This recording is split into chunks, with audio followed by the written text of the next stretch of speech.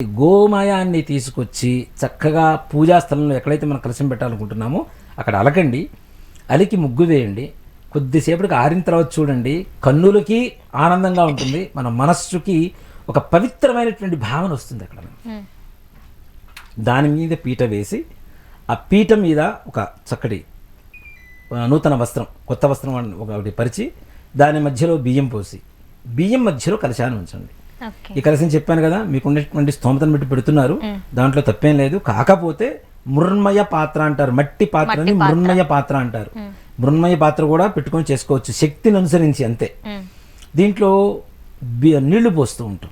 నీళ్లు పోసిన తర్వాత కూడా పంచపల్లవాలు అని చెప్పి చాలా మంది మామిడాకులు తమలపాకులు వేసి పెట్టేస్తున్నాం. అసలు ఇది కాదు, ఇది కూడా ఆరోగ్య సూత్రమేనన్న ఒక సైంటిఫిక్ రీజనే. పంచపల్లవాలు అని చెప్పి 5 రకాలు ఉంటాయి: మామిడి, మేడి, జువ్వి, జమ్మి, రావి.